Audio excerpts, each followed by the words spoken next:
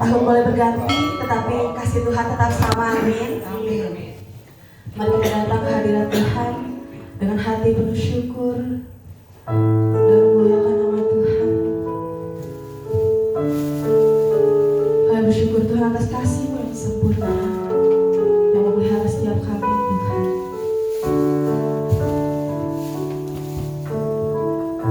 Ini hati kami, Tuhan.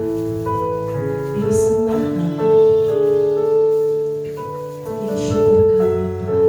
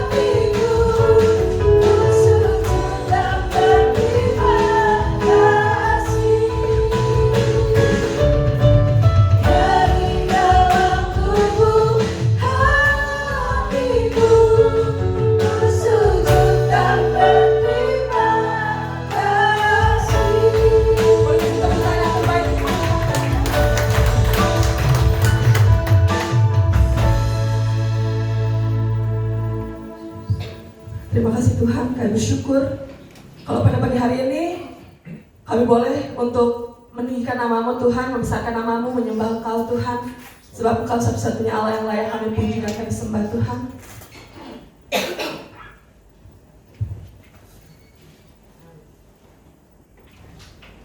Kalau sebentar Tuhan, kami mau meninggikan nama-Mu lebih lagi Tuhan. Yang siap untuk memuji Tuhan, mari sama-sama katakan amin. Shalom. Shalom. Saudara semangat untuk memuji nama Tuhan, amin. Saya undang jemaat untuk bangkit berdiri.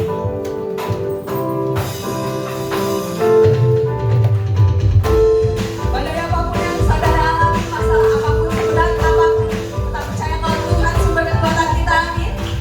Dia sumber perlindungan kita, guru batu dan keselamatan kita.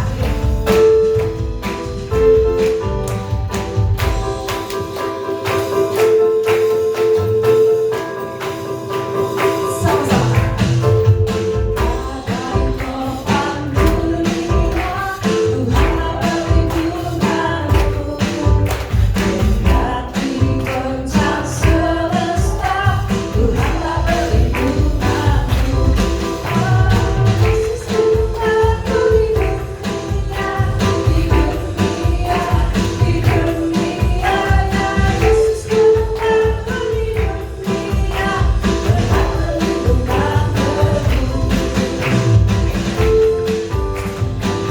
Kau tempat perlindungan kami Tuhan.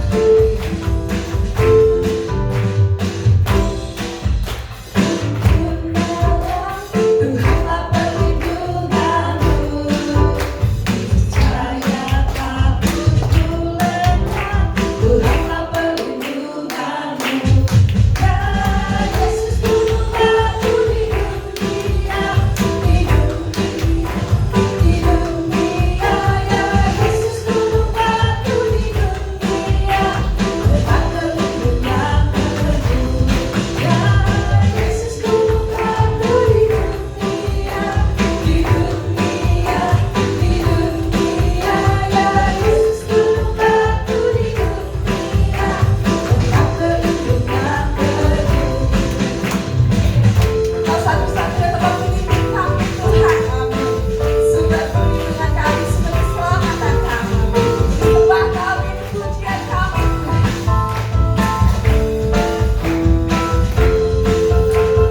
Bapak bisa katakan dalam kehilangan. Yesus gunung batu di dunia, ya Yesus gunung batu di dunia, tempat perlindungan teduh. Ya Yesus gunung batu di dunia, ya Yesus gunung batu di dunia, tempat perlindungan teduh. Tempat perlindungan teduh. Sama-sama kita doain yang terbaik. Beberapa hari lalu kita telah merayakan hari Imlek. Biarlah di tahun yang baru ini kita boleh mendapatkan berkat yang baru, amin. Amin. Tapi kita tetap percaya kalau berkat yang terbesar adalah kasih Tuhan yang tidak pernah berubah, amin. Amin. Gongsi Macai, sini yang Koiler.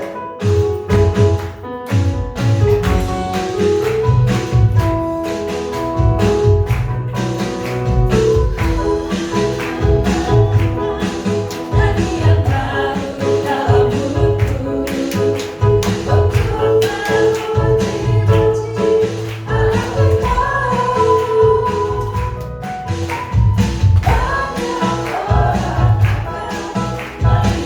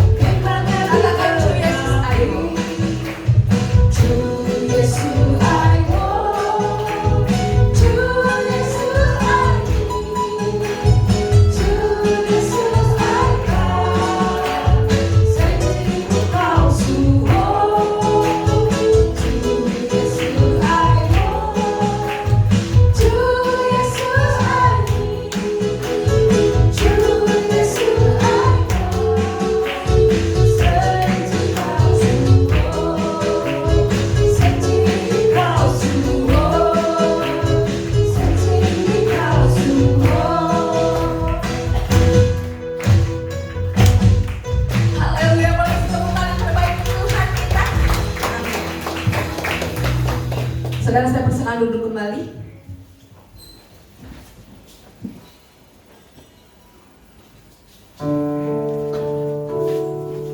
Sungguh bersyukur Tuhan, karena punya Allah yang begitu mengasihi kami Tuhan. Terima kasih Tuhan.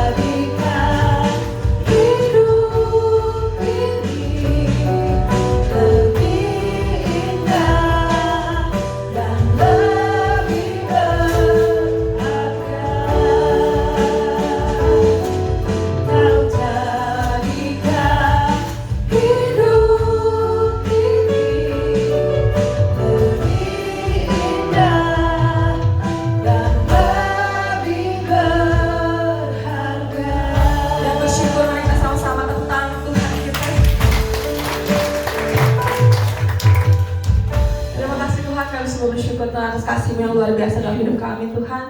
Kalau sebentar Tuhan kami mau mendengarkan sedikit dari firman-Mu, Kau yang akan buka hati, telinga, mata kami Tuhan, agar setiap apapun yang kami dengar itu bisa menjadi kekuatan bagi kami semua Tuhan. Kau yang akan mengurapi Pastor Yuni Tuhan yang akan menyampaikan firman-Mu. Yang siap untuk mendengarkan firman Tuhan, mari sama-sama katakan amin. Amin. Shalom. Pagiannya lagi sehat ya. Iya, jadi rocker. Hari ini jadi rocker ya. Puji Tuhan. Kita sudah memuji Tuhan. Kita percaya ketika kita memuji dengan segenap hati kita, pujian kita biar kiranya boleh menyenangkan hati Bapa di surga. Amin. Selamat datang untuk Ibu Setiawan. Senang sekali ya bisa berkumpul pagi hari ini, juga yang lain pada saat ini bisa hadir. Saya tetap berdoa supaya tiap minggunya akan terus bertambah jiwa-jiwa yang mau juga dikuatkan lewat firman Tuhan. Puji nama Tuhan. Pagi hari ini saya akan membawakan firman Tuhan tentang kasih yang membangkitkan atau love that revives ya. 2 minggu yang lalu saya juga membawakan tentang kasih yang membangkitkan. Tapi kali ini kita akan sharingkan dari kehidupan kita sehari-hari ya. Setiap orang rindu dikasihi. Next ya. Tetapi seringkali kasih manusia itu bersyarat. Betul apa betul? Kita semua pengen ya dicintai, dikasihi. Tetapi kadang bersyarat. Mungkin tanpa kita sadari, kita sering mendengar perkataan seperti demikian. Aku mengasihimu kalau kamu baik sama aku.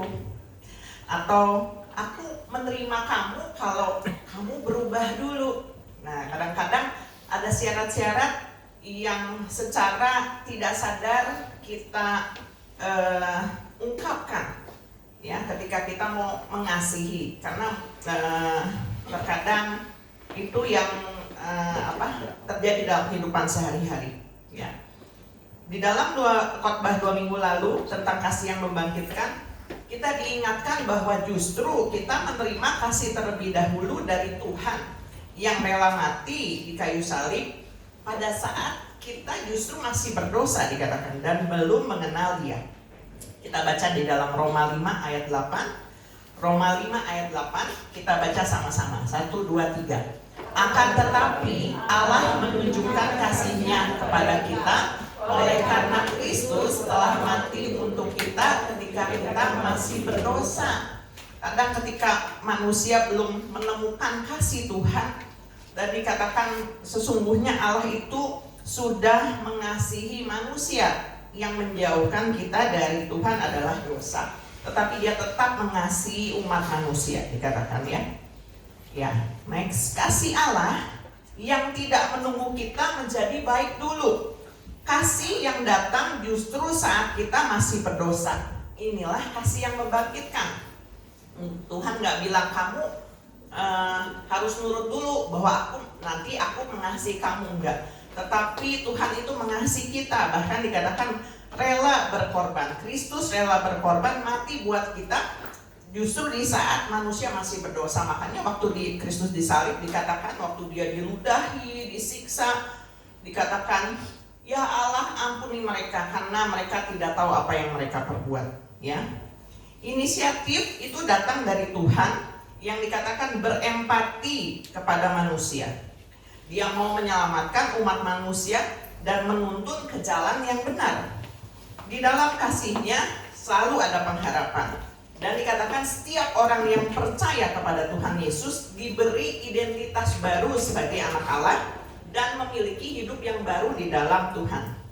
Kita semua sudah percaya kepada Tuhan Yesus, bukan? Ya, dikatakan kalau kita percaya sama Tuhan Yesus, kita udah dikasih identitas baru, memiliki hidup yang baru di dalam Kristus. Dan saya percaya orang yang mengasihi Tuhan, percaya kepada Tuhan, semakin lama kehidupannya akan semakin dipulihkan. Amin.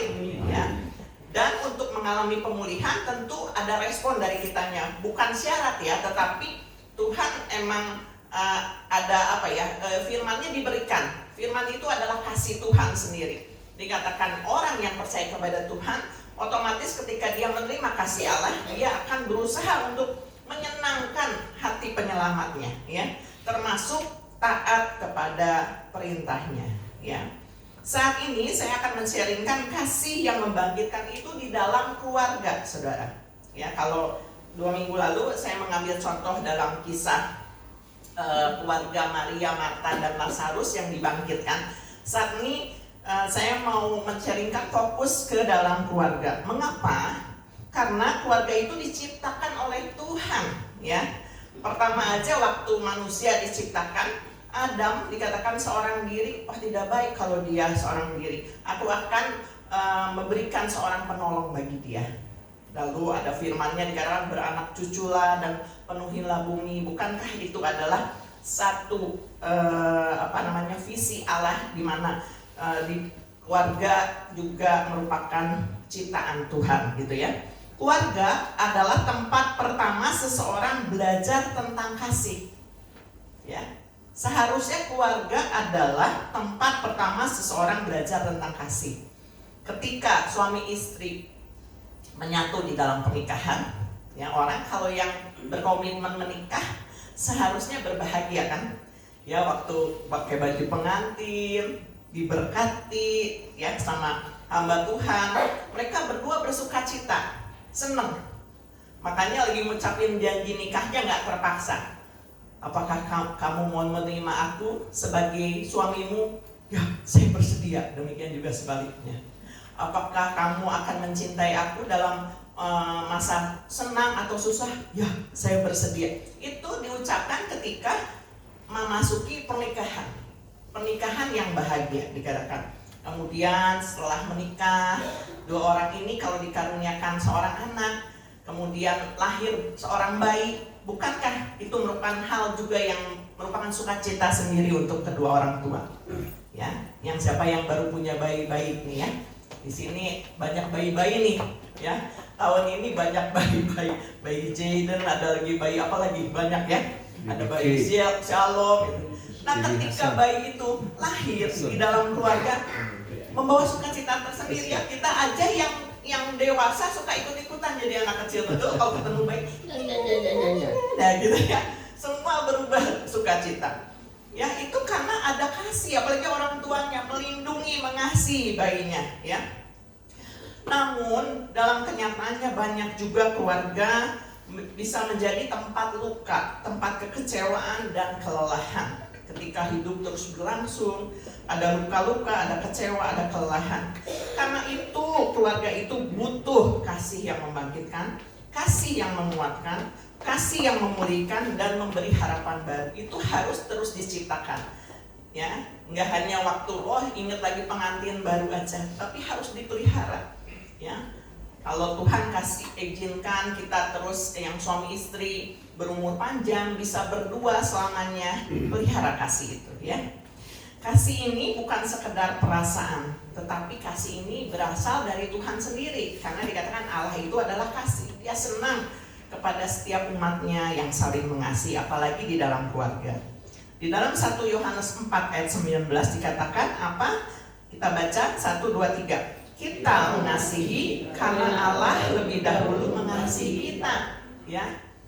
Bukan timbal balik, tapi itu otomatis. Ketika saudara dikasih oleh seseorang, saudara juga akan berusaha untuk membalas kasih tersebut, ya.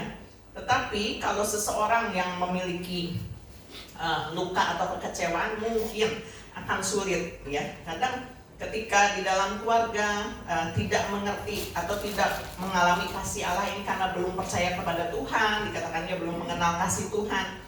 Luka ini ada di dalam keluarga. Ketika seseorang menghampiri untuk mengasihi, kadang ini sulit sekali menyembuhkan luka. Tetapi jika ada kegagalan, ya, dalam hal kasih di dalam keluarga, tidak ada kata terlambat untuk memulainya, untuk berkomitmen memperbaharuinya. Karena Tuhan rindu setiap keluarga mengalami pemulihan, terutama di dalam hal kasih ini, gitu, ya.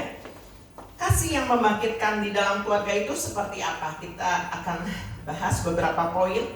Yang pertama, ya, kasih yang membangkitkan di dalam keluarga itu adalah kasih yang membawa kehidupan, bukan luka. Ya, Tuhan sendiri dikatakan aku adalah jalan kehidupan. Di dalam Tuhan tuh ada kehidupan. Tuhan ingin di dalam keluarga ada kasih yang membawa kehidupan, bukan luka. Kasih sejati tidak melukai, tetapi membangun. Ketika seseorang dikatakan mulai membangun keluarga, suami dan istri, mereka pasti punya impian dan rencana. Tetapi kadang-kadang ya, rencana itu nggak sesuai dengan mungkin rencana dia.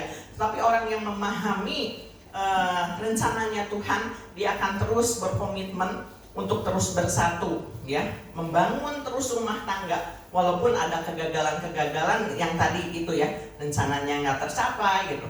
Tetapi biarlah kasih ini tetap terpelihara, membawa kehidupan, bukan saling melukai. Di dalam Korintus 13 ayat 4 dikatakan, kasih itu sabar, kasih itu murah hati, dia tidak cemburu, dia tidak memegahkan diri, dan tidak sombong. Berapa banyak saat ini di dalam hubungan mungkin ya, mau pacaran kayak mau suami istri, terutama ini karena dalam hal keluarga ya, kadang kasih itu jadi ternodai karena ketidaksabaran seseorang, karena tadi rasa cemburu yang berlebihan. Orang kan bilang katanya, oh cemburu tandanya cinta. Tetapi kalau cemburunya sampai berlebihan, posesif, itu bukan namanya kasih, tetapi egois gitu ya. Pengennya dia sendiri yang dicintai gitu ya. Tetapi dikatakan kasih itu sabar, kasih itu murah hati, kasih itu tidak cemburu. Bahkan ia tidak memegahkan diri dan tidak sombong. Penerapan kasih di dalam keluarga dalam hal dikatakan tadi, kasih itu harus membawa kehidupan, bukan luka. Suami dan istri itu harus menjaga juga kelemah lembutan, karena ini salah satu juga sifat dari kasih. Kasih itu lemah lembut, bukan jadi kayak orang Jawa ya, hello babe gitu enggak. Tetapi lemah lembut ini lebih kepada penundukan diri ya, lemah lembut gitu ya, enggak kasar ya. Jadi kalau harus saling menghormati, istri harus menghormati suami juga, enggak bilang apa ya, yang kasar gitu, yang kasar. Kalau saya udah terbiasa ya sama suami juga enggak bilang lu gitu, enggak gitu ya. Jadi dari pertama sama teman aku bisa lu gue, tapi kalau sama suami saya udah menetapkan dari pertama enggak lu gue. Anak-anak saya aja lu gue ya gitu ya, misalnya dengan sesamanya, dengan saudara-saudaranya kok lu gitu ya. Tapi saya sama suami berketetapan enggak, gua lu enggak gitu. Karena buat saya itu kadang-kadang jadi konotasinya lain gitu ya, entah kayak yang lain gitu ya. Kemudian orang tua harus membesarkan anak juga dengan kesabaran. Memang harus butuh kesabaran ekstra. Yang punya bayi-bayi juga mungkin merasakan ya bagaimana kerepotannya merawat seorang bayi. Tetapi karena kasih, hal itu dilakukannya dengan sukacita, betul atau betul? Ya, tetapi kalau ada tekanan-tekanan lain, kadang hal itu tidak membawa sukacita. Dalam tanda kutip, orang yang tidak mengenal kasih Tuhan. Ya, saya dengar tadi pagi aja ada berita seorang anak tewas dianiaya oleh ibu tirinya. Karena mungkin itu bukan ibu kandungnya, tapi berapa banyak juga ada kasus-kasus yang anak tewas di tangan ayah kandungnya, anak tewas di tangan ibu kandungnya. Ketika diteliti, oh karena keterpurukan ekonomi, karena hubungannya nggak baik sama pasangannya, istrinya sering di KDRT, dia jadi melampiaskan kekesalannya ke anaknya. Itu kan orang yang tidak dijamah oleh kasih Allah. Tetapi saya percaya jemaat Tuhan yang di tempat ini terus mengalami kasih Allah, amin. Sehingga kasih ini terus terpelihara di dalam keluarga. Ada hubungan yang mesra antara suami dan istri, orang tua dengan anak, anak orang tua juga harus menghormati dengan kasih. Ketika anggota keluarga melakukan kesalahan, kasih itu tidak mempermalukan, tetapi membimbing. Jadi setiap orang yang percaya makin lama akan sadar ketika misalnya pasangannya melakukan kesalahan ya, yang rasa nggak berkenan di hatinya, tetapi dia akan meminta tuntunan atau bimbingan Tuhan. Bahkan berdoa. Kalau posisinya istri, biasanya gimana ya saya ngasih tahu suami saya? Berdoa. Karena saya percaya Tuhan yang akan terus memberikan jalan keluar. Apalagi kalau di keluarga ini memang orang yang percaya kepada Tuhan semua. Saya percaya semuanya bisa dijamah oleh kasih Tuhan. Kecuali pasangan yang tidak seimbang, satunya nggak kenal Tuhan, itu memang agak sulit gitu ya. Jadi harus ekstra sabar untuk membimbing ya. Demikian juga teguran pada anak ya. Kadang-kadang orang tua harus mungkin sedikit keras kepada anak, tetapi bukan kasar ya, keras. Kalau zaman sekarang kan parentingnya gini, jangan marahin anak nanti menimbulkan luka, oke gitu ya. Ini juga merupakan satu masuknya pengendalian diri. Tetapi tadi saya bilang kegagalan-kegagalan yang pernah terjadi, biar itu nggak membuat kita jadi aduh aku udah nggak berhasil di dalam kasih, enggak. Semuanya juga ada proses belajar ya. Firman Tuhan katakan, didiklah orang muda menurut jalan yang patut baginya. Kadang-kadang mendidik anak juga perlu tongkat, supaya anak itu juga menaruh hormat sama orang tua. Jadi semuanya ada dalam koridor kebenaran firman Tuhan. Menegur anak bukan berarti benci. Landasi semuanya karena kasih. Mungkin orang tua bisa marah. Saya juga bisa marah sama anak ketika saya rasa anak saya nggak hormat sama saya gitu ya. Tetapi semua biar ada dalam kendali Tuhan. Kasih yang membangkitkan akan berkata, kamu memang salah, tetapi kamu tetap berharga. Biar ini yang ada di dalam keluarga, ya. Kasih yang membawa kehidupan bukan luka. Jadi setiap luka-luka yang saat ini mungkin kita pernah torehkan kepada anak kita, kepada orang tua kita, kepada pasangan kita, kita mau minta ampun sama Tuhan, ya. Dan tetap melakukan tadi, mengingat bahwa kasih itu murah hati, kasih itu sabar, kasih itu dikatakan tidak cemburu, ya. Pengendalian dirinya ada dalam kehidupan kita masing-masing pribadi. Enggak menuntut laki gua dulu dong yang harus berubah, atau istri gua dulu dong yang mesti berubah. Tetapi harus saling mau memiliki kasih ini karena kita sudah mengenal Tuhan Yesus. Yang kedua, kasih yang membangkitkan di dalam keluarga itu seperti apa? Yang kedua adalah kasih yang mengampuni dan memulihkan. Kita sering dengar ya bahwa orang Kristen itu harus punya kasih, bisa mengampuni, ya, tidak berbuat jahat juga kepada orang yang berbuat jahat sama kita, nggak boleh balas jahat sama jahat dikatakannya. Tetapi memang tidak ada keluarga yang sempurna. Setiap keluarga mungkin pernah mengalami konflik, pernah mengalami pertengkaran. Kadang pengantin baru pun ya setahun aman gitu ya. Tapi setelah punya anak, katanya 5 tahun nih kalau bisa dikawinnya anak, suka ada konflik-konflik kecil. Ya, itu menyatukan perbedaan juga susah. Ya, kita nggak akan bisa sama. Apalagi latar belakang keluarga mungkin berbeda, dulu karakternya berbeda. Begitu disatukan, ya.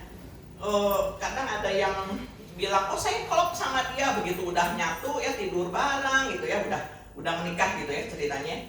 Ternyata ada juga ditemukan perbedaan-perbedaan sehingga itu kadang menyebabkan konflik atau pertengkaran. Tapi di sini nggak ada ya, kalau yang bertengkar ada piring-piring terbang, nggak ada ya. UFO terbang, sayang piringnya, jangan dilempar-lempar ya. Ya, kemudian namun kasih yang membangkitkan adalah kasih yang mau mengampuni. Di dalam Kolose 3 ayat 13 akan dikatakan apa? Yuk kita baca sama-sama. 1, 2, 3. Sabarlah kamu seorang terhadap yang lain dan ampunilah seorang akan yang lain. Kita kalau disuruh sabar, iya sabar, dari gondok ya, sabar, udah kesel gitu ya. Tetapi dikatakan kesabaran, sekali lagi kasih ini datang dari Tuhan. Bukan karena usaha kita sendiri. Kita maksudnya berusahanya gini, kita hanya bisa menenangkan hati kita ketika masalah datang gitu. Kalau semuanya baik-baik aja mungkin kita senang ya, mengasihi, sukacita mau mengasihi juga, dikasih uang bulanan sama suami misalnya 10 juta gitu, thank you babe gitu. Kalau nggak ada uang, abang dibuang gitu ya, enggak gitu ya. Tetapi dikatakan sabarlah kamu seorang terhadap yang lain dan ampunilah seorang akan yang lain. Ya, penerapannya di dalam keluarga, kita harus menghentikan kepahitan. Ya, nggak ada orang yang suka pahit. Ada yang di sini senang yang makan pahit-pahit, kecuali lalapannya minyak. Lu pahit tapi nggak dimakan gitu aja. Pasti ada cocolannya nih ya. Dicocol sambal biar enak gitu. Nggak ada orang yang suka pahit. Oleh sebab itu di dalam keluarga hentikan kepahitan. Jadi kalau kita merasa aduh pahit nih gitu ya, suami atau istri atau orang tua ke anak ngerasa ada kekecewaan, hentikan saat itu juga. Dan pulihkan hubungan yang retak. Gimana memulihkan hubungan yang retak? Kita harus ada inisiatif. Kita belajar dari Allah sendiri, dari Tuhan. Dikatakan Dia berinisiatif, dikatakan mengasihi kita, bahkan ketika kita belum baik gitu, kelakuan kita belum baik, Dia tetap mengasihi. Demikian juga kita memulihkan hubungan yang retak dan membuka pintu damai sejahtera. Itu tindakannya dari diri kita sendiri. Karena kalau kita menyimpan kepahitan, nggak akan ada damai sejahtera, saudara. Yang kemarin Bapak Gembala bilang ya, kalau kita ketemu orang yang misalnya kita musuhan sama orang, begitu ketemu di jalan kita akan berusaha menghindar, nggak mau ketemu gitu ya, itu nggak ada damai sejahtera. Lebih baik kita nyari banyak teman daripada nyari banyak musuh. Anak Tuhan harus nyari banyak teman, amin ya. Kalau ada orang yang nggak suka sama kita, karena misalnya kan kita nggak bisa ngelarang orang ya, katanya walaupun kita berusaha hidup baik sama orang gitu, terus ada aja orang yang mungkin nggak suka sama kita, entah ngelihat misalnya gestur tubuh kita atau lagi lewat misalnya kita padahal nggak ngelihat, nggak nyapa dia jadi benci sama kita, itu bisa aja terjadi gitu ya. Tetapi biarlah kita sendiri terus mengikuti teladan Tuhan, tetap berbuat baik walau orang misalnya jahat sama kita, berusaha jahat gitu ya. Tetapi pengampunan ini harus terus terjadi di dalam kehidupan keluarga. Jadi jangan sungkan juga mengatakan I'm sorry ya, mengatakan maaf ya. Biasanya kalau cowok gengsi ngucapin maaf, tetapi biarlah pengampunan ini juga bisa ditunjukkan lewat perbuatan kita. Karena tanpa pengampunan, kasih di dalam keluarga bisa menjadi dingin. Hati-hati, ini juga menjadi rem kita. Firman Tuhan katakan bahwa di akhir zaman ini kasih kebanyakan orang akan menjadi dingin. Tapi itu warning, bukan jadi kita excuse ya gini, ini akhir zaman bener ya kasih teh tambah dingin. Enggak, tapi kita harus berusaha di dalam keluarga ini punya kasih ya, sehingga dikatakan kasihnya nggak menjadi dingin, tapi akan terus terpelihara kehangatannya ya. Dalam pengampunan, keluarga akan mengalami kebangkitan rohani. Jadi, ayo, siapa di sini yang musuhan? Nggak ada ya, nggak ada yang musuhan ya. Sekarang kalau pasangannya ada di sebelah, atau ada orang tua sama anak, saudara sama saudara, yuk toleh coba kiri kanannya, bilang, misalnya ke orang tuanya, Mama, maaf ya kalau saya punya salah. Ayo boleh 1 menit aja, ya.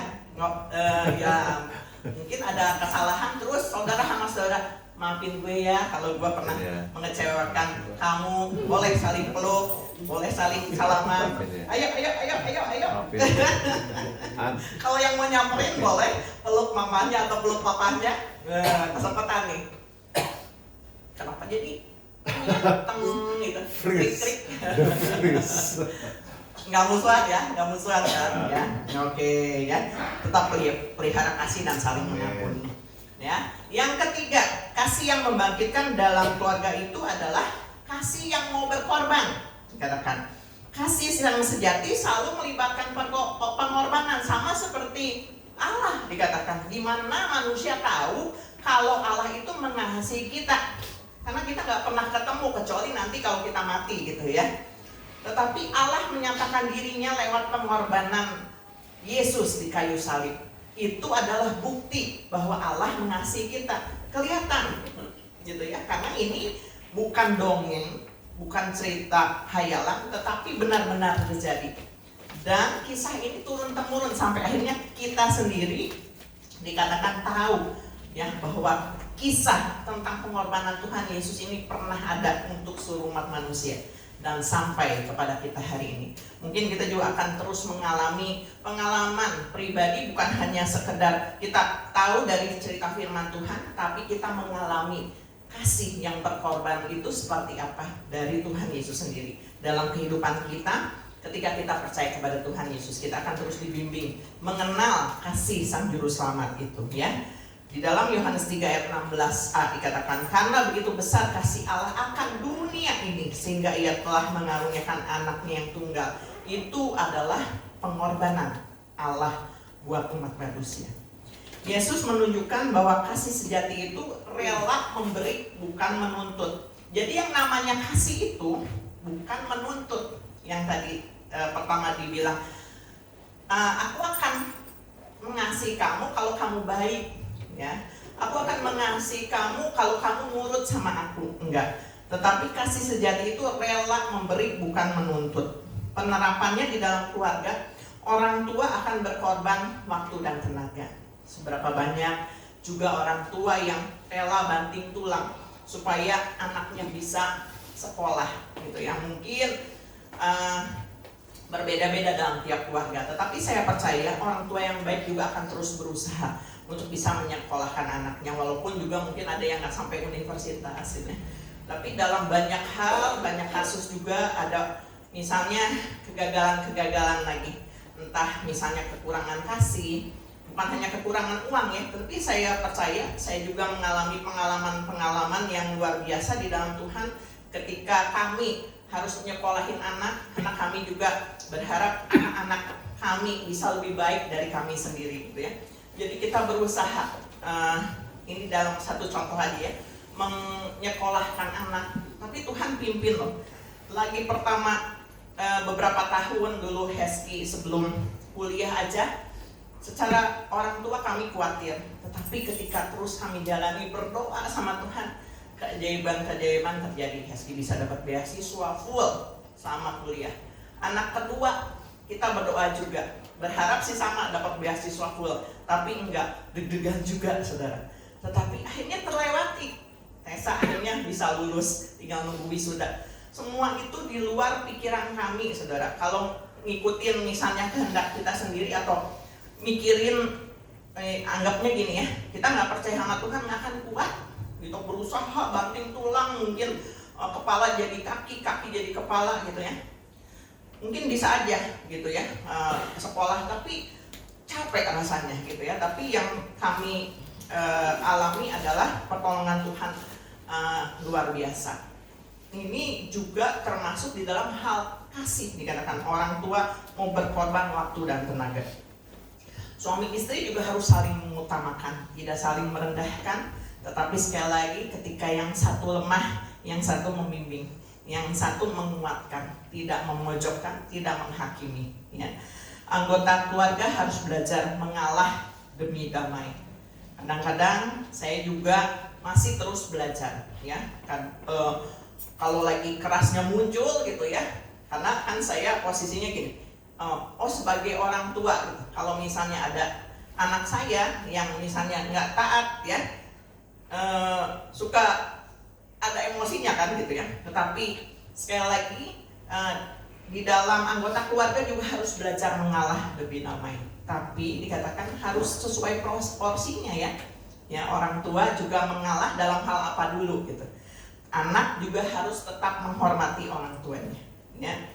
Kasih yang membangkitkan berkata, aku memilih tetap mengasihi meskipun itu tidak mudah. Jadi tetaplah pelihara kasih. Kasih itu butuh pengorbanan. Yang keempat, kasih yang membangkitkan di dalam keluarga itu seperti apa? Kasih yang menyatukan dan menguatkan. Kasih adalah perekat, sama seperti lem, ya, merekatkan perangko dan amplop. Zaman sekarang nggak zaman ya perangko ditempel ke amplop gitu ya. Tapi kasih ini merupakan perekat keluarga. Dalam Kolose 3 ayat 14 dikatakan, dan di atas semuanya itu kenakanlah kasih sebagai pengikat yang mempersatukan dan menyempurnakan. Jadi kasih ini yang akan menyempurnakan sebuah keluarga. Keluarga yang dipenuhi kasih tidak akan mudah hancur oleh masalah ekonomi. Masalah ada, ya. berjalannya waktu tadi ya, masalah ekonomi ada, tapi nggak akan mudah hancur kalau keluarga dipenuhi kasih. Keluarga tidak akan mudah pecah karena perbedaan pendapat, karena menyatukan dua kepala tuh susah gitu ya. Banyak kasus perceraian karena udah nggak sejalan gitu. Tetapi di dalam keluarga Kristen, keluarga yang percaya Tuhan Yesus, yang benar-benar mengasihi Tuhan Yesus, hal ini harusnya tidak boleh terjadi ya. Perceraian itu nggak boleh terjadi. Banyak kasus-kasus yang saya juga dengar cerita ya, menyedihkan sekali gitu ya. Tapi dikatakan kalau seseorang mengalami kasih Allah, dikatakan keluarga ini tidak mudah pecah karena perbedaan pendapat. Dan keluarga tidak akan mudah menyerah ketika menghadapi ujian hidup. Jadi jemaat tetap kuat ya. Pasangan suami istri, orang tua sama anak, tetap hidup di dalam kasih. Kasih membuat keluarga bangkit dari keterpurukan. Jangan terpuruk. Jangan juga takut gagal. Ayo kita bangkit di dalam kasih. Bayangkan sebuah rumah yang gelap. Sekecil apapun cahayanya, ia mampu mengusir kegelapan. Demikian juga kasih di dalam keluarga. Satu tindakan kasih, satu kata lembut, satu doa bersama, satu pelukan dapat membangkitkan semangat seluruh rumah. Jadi ketika kita mungkin tidak bisa berkata-kata, ketika pasangan kita lagi sedih, ketika pasangan kita lagi marah, yang satu mendinginkan, cukup dengan satu pelukan. Itu juga akan menimbulkan kasih ya. Yang perlu prakteknya. Kasih yang membangkitkan bukan berasal dari kekuatan manusia semata, tetapi dari Tuhan. Jadikan Tuhan sebagai pusat dari keluarga. Jika Tuhan menjadi pusat keluarga, maka kasihnya akan menghidupkan kembali hubungan yang dingin, menguatkan yang lemah, memulihkan yang terluka, membangkitkan yang hampir menyerah. Dalam 1 Korintus 13 ayat 13, kita baca sama-sama. 1, 2, 3. Demikianlah tinggal ketiga hal ini, yaitu iman, pengharapan, dan kasih. Dan yang paling besar di antaranya ialah kasih. Ya. Jadi betapa pentingnya kasih ini dipelihara, terutama di dalam keluarga. Kata penutup, kata mampu melukiskan kasih, tetapi perbuatanlah yang membuatnya hidup. Jadilah teladan dalam keluarga dalam hal kasih, hanya dalam perkataan tapi dalam perbuatan. Jangan menunggu diberi, tetapi berilah kasih. Namanya kasih itu memberi sesuatu, kasih ya kepada keluarga. Sama seperti kita sudah terlebih dahulu dikasihi oleh Allah. Allah memberi kasih itu buat kita semua. Allah rela berkorban melalui anaknya yang tunggal Yesus Kristus, memberikannya untuk menebus dosa kita. Jadikan Tuhan menjadi pusat dan teladan hidup. Ayat firman Tuhan juga ada mengatakan demikian, peliharalah kasih persaudaraan, termasuk di dalam keluarga. Peliharalah kasih. Kita bisa bersama melayani Tuhan di dalam keluarga. Alangkah indahnya jika satu keluarga bisa sama-sama melayani Tuhan. Amin. Saya tetap berdoa supaya jemaat di tempat ini boleh terus dipenuhi kasih Allah, bukan hanya sekedar tahu dari firman Tuhan aja, membaca dari firman Tuhan atau tahu dari orang lain, tetapi semua mengalami jamahan kasih Tuhan. Saya undang para pelayan Tuhan maju ke depan, biar terus pelihara kasih sejati ini, kasih yang dari Allah, kasih bukan hanya kasih manusia, kasih eros gitu, orang yang pacaran gitu ya, saling suka, saling cinta karena dia cakep, karena dia cantik ya. Itu mungkin akan dialami oleh anak-anak pemuda-pemudi yang jatuh cinta. Tetapi ketika masuk ke dalam keluarga, kasih nggak hanya sebatas itu. Alami kasih agape, kasih yang mengalami perubahan. Setiap kepahitan-kepahitan yang telah terjadi dalam kehidupan kita harus dihentikan. Putuskan di generasi kita saat ini. Saat ini kita sedang berdiri di sini, sedang ada di dalam ruangan ini. Katakan itu kepada Tuhan, berkomitmenlah bahwa mulai dari detik ini aku akan memelihara kasih di dalam keluarga. Haleluya. Kita angkat sebuah pujian.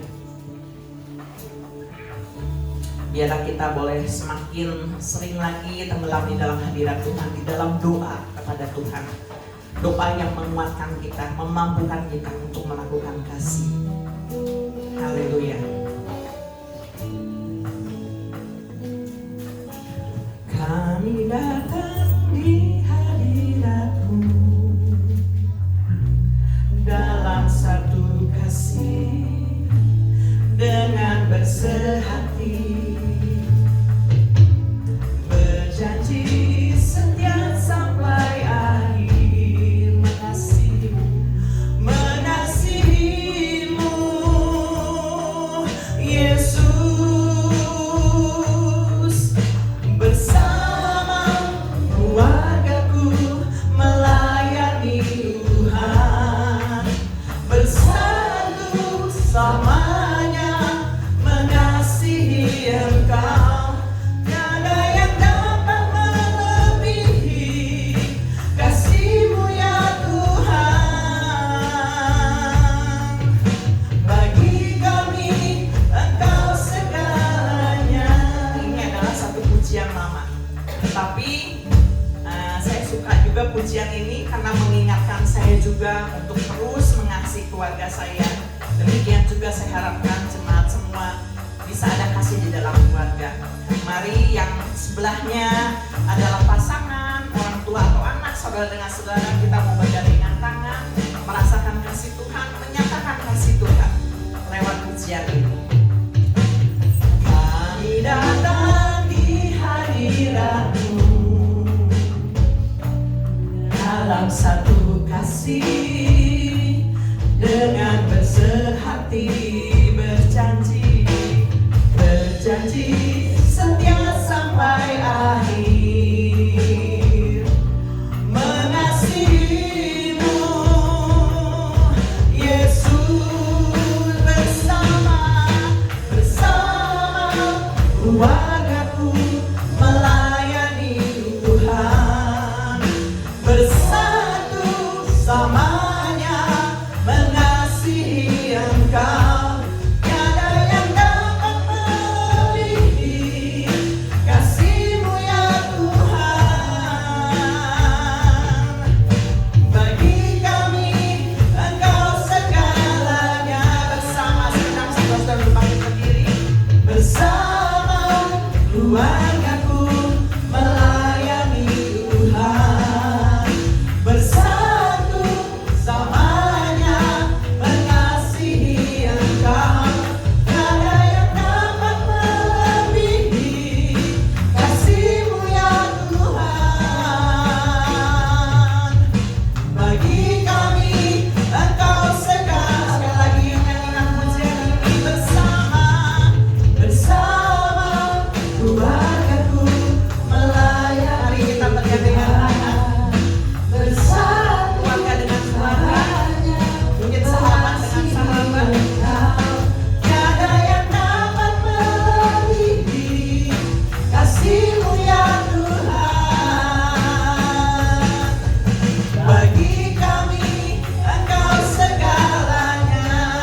Tiada yang dapat melebihi kasih-Mu ya Tuhan. Bagi kami Engkau segalanya. Bagi kami Engkau segalanya. Bagi kami Engkau segalanya. Sekali lagi katakan, yang utama adalah Tuhan. Bagi kami Engkau segalanya. Amin. Haleluya. Terima kasih Tuhan untuk pagi hari ini. Biarlah kasih Tuhan itu ada dalam kehidupan kami. Mungkin tidak mudah ketika luka atau kekecewaan ada di dalam setiap hati kami, tetapi biarlah kami boleh mengingat akan kasih Tuhan Yesus yang begitu besar yang Tuhan berikan buat kami, bahkan ketika kami belum mengerti apa-apa, ketika kami masih berdosa, ketika kami mungkin berbuat jahat, tetapi Tuhan mengasihi kami. Biarlah kami juga dapat mewujudkannya di dalam kehidupan ini. Kami juga mau menjadi orang-orang yang pemberi kasih di dalam keluarga. Kami mau memulainya Tuhan. tidak ada yang gagal. Mungkin keluarga juga nggak ada yang sempurna, tetapi kami mau kasih ini yang akan terus memulihkan, menyatukan setiap keluarga yang mungkin mulai retak, menyatukan setiap keluarga yang pada saat ini mulai dingin. Tetapi biarlah kasih Allah itu tetap terpelihara dalam kehidupan kami, dalam wujud tindakan kami. Tuhan Yesus, mampukan kami untuk kami memberi kasih yang mau berkorban, kasih yang mau memberi kehidupan bukan luka, kasih yang mau memberikan kesembuhan bukan luka, kasih yang juga mau menguatkan bukan merendahkan, bukan menghakimi, tetapi kasih yang mau terus merengkuh. Tuhan Yesus, kasih yang mau sabar menghadapi segalanya. Terima kasih Tuhan, tanamkan firman-Mu dalam kehidupan kami dan mampukan kami sungguh-sungguh Tuhan Yesus, supaya di akhir zaman ini kami tidak kehilangan kasih Tuhan, sehingga kasih di dalam keluarga tetap menjadi hangat, bukan ada kasih yang dingin. Tuhan Yesus, sama seperti firman Tuhan katakan bahwa makin banyaknya bertambah kedurhakaan, maka kasih kebanyakan orang akan menjadi dingin. Kami nggak mau jadi orang-orang durhaka Tuhan, tetapi kami mau jadi orang-orang yang taat kepada Tuhan. Kami orang-orang yang mau tulus, taatnya tulus bukan karena ada apa-apanya, tetapi karena kami benar-benar mengalami kasih Tuhan itu, sehingga kami mau semuanya berjalan dengan baik, termasuk di dalam keluarga kami. Kami mau keluarga kami pulih, kami mau orang yang kami sayangi bangkit, kami mau anak-anak kami juga mengalami pemulihan, kami mau orang tua kami juga berbahagia, memiliki damai sejahtera dalam masa tua mereka. Pulihkan Tuhan semua hubungan yang ada, terutama di GBS Kalvari ini dan orang-orang yang pada saat ini melihat tayangan ibadah ini. Pulihkan Tuhan sehingga kami mengalami kasih Allah yang besar itu. Terima kasih Tuhan, jamah setiap hati kami. Tuhan akan melembutkan setiap hati kami. Tuhan yang membebat setiap luka hati kami. Tuhan gantikan dengan kasih yang luar biasa itu, sehingga kami mampu mengasihi pasangan kami, orang tua kami, anak-anak kami. Terima kasih Tuhan, terima kasih untuk firman-Mu yang mengingatkan kami, biar kami mau melakukannya sehingga kehidupan kami berbahagia. Di dalam nama Tuhan Yesus kami bersyukur, haleluya, amin. Silakan duduk.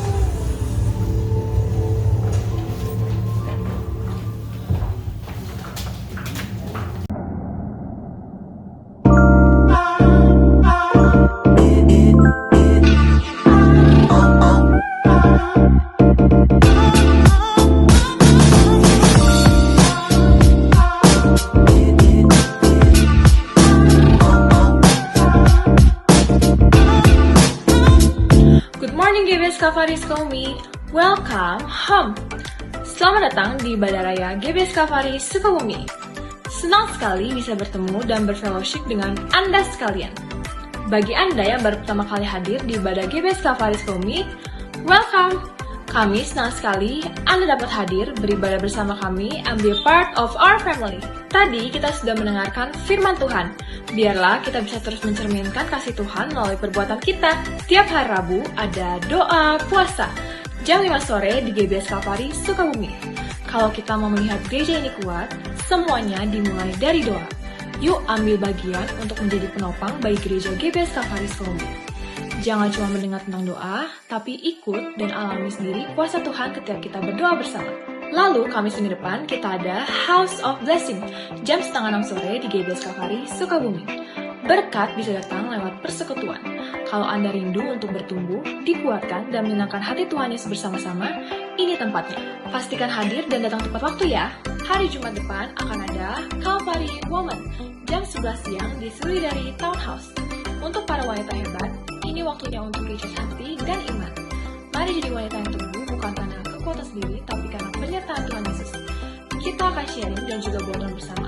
So, jangan lewatkan kesempatan ini ya. Hari Sabtu depan kita ada Kalvari Youth jam 5 sore di GBS Kalvari Sukabumi. Buat kalian para teenagers, youth, college, and young adult, ini bukan ibadah biasa. Ini tempat kita diarahkan, dibangun, dan dikuatkan untuk masa depan kita. So, jangan sampai ketinggalan ya. Your seat is waiting. Buat yang masih muda, yuk ikutan program online kita yaitu WFH alias Worship from Home. Setiap hari Senin sampai Jumat jam 4 subuh via Google Meet. Bangun pagi memang butuh komitmen, tapi percayalah, hari yang dimulai bersama Tuhan pasti akan diberkati. Yuk terus bangun lifestyle yang sehat dalam Tuhan. Dan seperti biasa, setiap hari Minggu kita ada ibadah raya. Jam 8 pagi di GBS Calvary Sukabumi, lantai 1 dan lantai 2. Dan juga Calvary Kids di lantai 3. Kita akan berkumpul bersama untuk memuji Tuhan dan mendengarkan firman-Nya. Minggu depan juga akan ada Holy Communion. Yuk ambil bagian dalam perjamuan kudus ini sebagai bentuk persekutuan dengan tubuh dan darah Yesus. So, I see you guys there. Firman Tuhan dalam 2 Korintus 9 ayat 7 berkata, "Hendaklah masing-masing memberikan menurut kerelaan hatinya, jangan dengan sedih hati atau karena paksaan, sebab Allah mengasihi orang yang memberikan dengan sukacita. Karena bukan tentang seberapa besar pemberian itu, tetapi tentang seberapa besar hati yang memberikannya." Bagi Anda yang memberikan persembahan dan persepuluhan untuk Tuhan melalui GBS Calvary Sukabumi, Anda dapat scan QR berikut ini. Atau transfer ke nomor rekening berikut ini.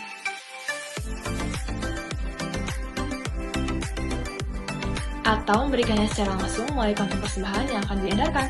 Selamat memberi!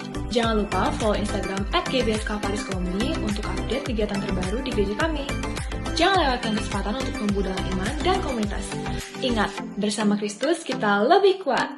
That's all for today. Thank you for watching what's on GBS Calvary Sukabumi this week. Have an amazing Sunday and Jesus bless you!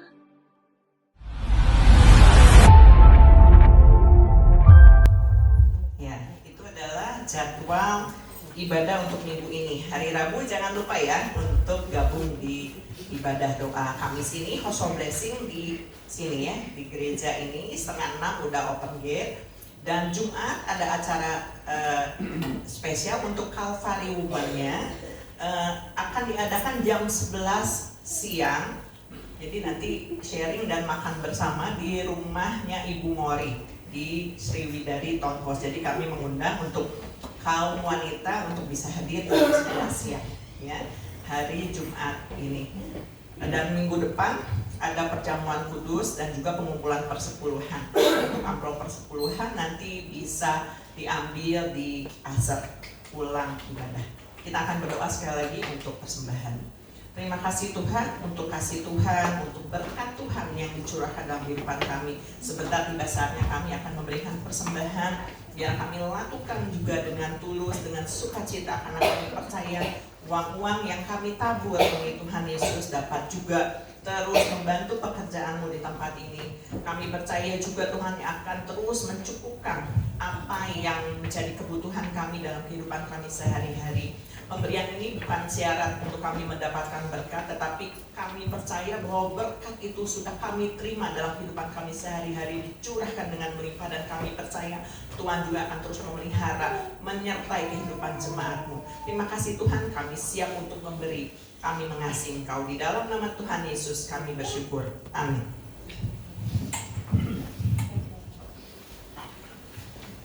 Tiba saatnya kita akan jalankan persembahan jalankan satu kali, berikan dengan hati yang sukacita.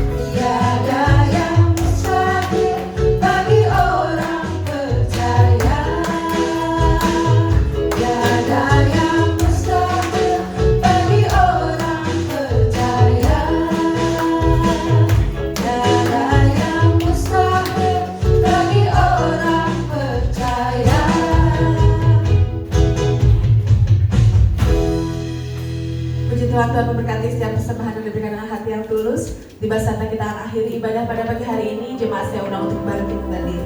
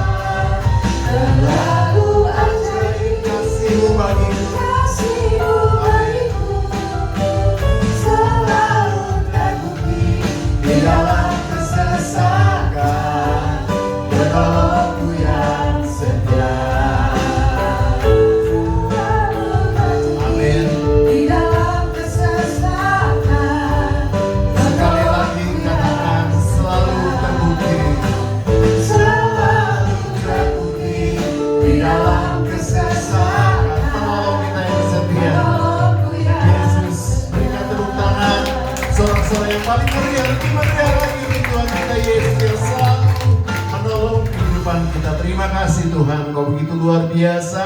Dan kami percaya Engkau sudah memberkati kami semua pada pagi hari ini. Kami yang datang dengan sakit penyakit, Tuhan pasti sudah sembuhkan. Yang datang dengan semua pergumulan hidup kami, semua Tuhan Yesus penyelesaian masalah dalam bisnis, pekerjaan, dalam rumah tangga sedang on the way dalam kehidupan kami. Kami tinggal menunggu waktu Tuhan dan semuanya akan menjadi indah Tuhan Yesus. Terima kasih Bapa. Dan kami percaya firman-Mu pada hari ini mengingatkan kepada kami semua agar kasih Yesus ada dalam kehidupan kami, ada dalam keluarga kami, sehingga kami bisa bangkit dan kami bisa bersinar. Terima kasih Bapa. Terutama kasih itu akan mempersatukan, kasih itu memaafkan, kasih itu Tuhan Yesus sangat penting dalam kehidupan kami. Dan kami percaya Bapa, ketika kami memiliki kasih, bukan hanya keluarga saja, tetapi keluarga teman kami, keluarga besar kami, sahabat, itu akan membangkitkan mereka semua Bapa. Terima kasih Bapa. Terpujian nama-Mu Yesus. Kau tanamkan firman Tuhan yang sudah kami dengar pada pagi hari ini Tuhan Yesus, sehingga itu akan menjadi rema di dalam kehidupan kami. Terima kasih Bapa. Kau begitu baik dalam kehidupan kami. Dan sepanjang tahun ini Bapa, di tahun baru ini Tuhan Yesus, kami memasuki tahun yang baru penuh dengan harapan di dalam Tuhan. Badan kami sehat, rezeki kami banyak, karena Tuhan sumber segala kehidupan kami. Itu yang akan menurunkan berkat atas kami semua. Berkat atas segala pekerjaan kami, atas rumah tangga. Apa yang kami perbuat, Tuhan buat berhasil. Walaupun kata dunia ini, tahun ini menjadi tahun persaingan yang begitu sengit, tahun yang begitu panas sekali. Tetapi kami punya Tuhan, dan kami andalkan Tuhan di atas segala-galanya. Oleh sebab itu kami akan melihat perbuatan-perbuatan ajaib Tuhan di dalam kehidupan kami. Terima kasih Bapa. Terpuji nama-Mu Yesus. Dari kekal sampai kekal. Saudaraku, mari kita angkat tangan kita. Saudaraku, terimalah berkat yang besar dari surga. Berkat dari Allah Bapa, Allah Putra dan Allah Roh Kudus akan memberkati hidup nikahmu, memberkati keluargamu, memberkati kesehatanmu, memberkati pekerjaan dan hasil kerjamu, mulai dari pagi hari ini sampai Tuhan Yesus datang kembali. Terima berkat itu di dalam nama Tuhan Yesus Kristus. Tetap angkat tangan saudara.